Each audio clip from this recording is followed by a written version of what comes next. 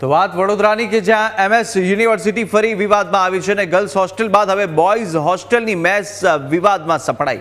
શાકમાંથી મરેલી ઈયળો નીકળતાની સાથે વિદ્યાર્થીઓએ હોબાળો કર્યો હતો અને શાકમાંથી જીવાત નીકળ્યા બાદ પણ મેસ સંચાલકે મૌન સેવ્યું છે। મેસ સંચાલકે મૌન ધારણ કરતા વિદ્યાર્થીઓમાં ભારે રોષ જોવા મળ્યો હતો।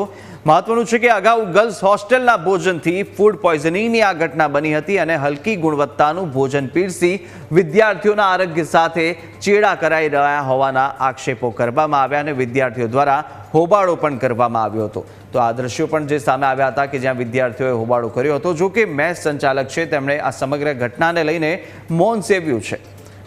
તો પહેલા ગર્લ્સ હોસ્ટેલની અંદર જ્યાં ફૂડ પોઈઝનિંગની ઘટના સામે આવી હતી ને ત્યારબાદ હવે જે ફૂડ છે જે ખાવાનું ત્યાં આગળ પીરસવામાં આવ્યું હતું બોયઝ હોસ્ટેલમાં ત્યાં આગળ જે જીવાત છે તે નીકળતા અનેક સવાલ ઉઠ્યા છે। વધુ વિગતો મેળવીએ સંવાદદાતા પ્રશાંત ફોનલાઈન પર જોડાયા છે।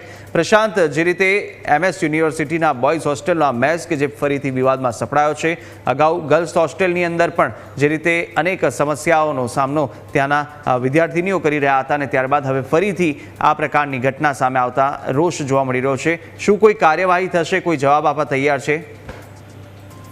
કૃષાગ, બિલકુલથી વડોદરાની જે એમએસ યુનિવર્સિટી છે, વિશ્વવિખ્યાત એમએસ યુનિવર્સિટી છે, તો સૌથી મહત્વની બાબત જ્યારે એ છે કે વિશ્વવિખ્યાત યુનિવર્સિટી અનેકવાર વિવાદમાં રહે છે। અગાઉ પણ એમએસ યુનિવર્સિટીની જે ગર્લ્સ હોસ્ટેલ છે તે ગર્લ્સ હોસ્ટેલની અંદર ભોજનની અંદર ફૂડ પોઈઝન હોવાના કારણે 60થી વધુ જે વિદ્યાર્થીઓ હતી તેમને ફૂડ પોઈઝનની અસર થઈ હતી અને તેમને હોસ્પિટલ ખાતે ખસેડવામાં આવી હતી।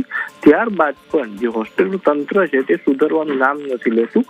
ગત રોજ રાતે પણ ફરીથી જે બોયઝ હોસ્ટેલ છે હવે વિવાદમાં આવી છે। બોયઝ હોસ્ટેલની અંદર જે જમવાનું હતું એના શાકમાંથી ઈયળો નીકળતા વિદ્યાર્થીઓએ હોબાળો મચાવ્યો હતો, પરંતુ જે મેસના સંચાલક છે તેમને રજૂઆત કરી વિદ્યાર્થીઓએ, પરંતુ એમની જે વિદ્યાર્થીઓની રજૂઆત હતી એ મેસ સંચાલકે ધ્યાને ના લીધી, જેને લઈને વિદ્યાર્થીઓ રોષે ભરાયા હતા અને હંગામો કર્યો હતો। ત્યારબાદ જે સર્ચ કમિટીની ટીમની રચના કરવામાં આવી છે, હંગામો થતા સર્ચ કમિટીની ટીમ તાત્કાલિક ઘટના સ્થળે પહોંચી હતી, મેસ ઉપર પહોંચી હતી અને વિદ્યાર્થીઓની સાથે ચર્ચા કરી હતી અને એમની જે સમસ્યા છે તેની ઉપર વાતચીત કરી હતી અને ત્યારબાદ હવે જે મેસ સંચાલક છે તેની સામે પગલાં લેવાની કાર્યવાહી કરવામાં આવશે। પરંતુ કંઈ ને કંઈ આ કહી શકાય કે જ્યારે ગર્લ્સ હોસ્ટેલની અંદર જ ફૂડ પોઈઝનિંગની આટલી મોટી ઘટના થઈ ગઈ, હજુ તો થોડોક જ સમય એને વીત્યો છે અને ત્યારબાદ તરત જ બોયઝ હોસ્ટેલની અંદર ભોજનમાં આવી રીતના ખામી સામે આવતા જે આરોગ્ય છે વિદ્યાર્થીનું તેની સામે છેડા કરી રહ્યા છે તેવું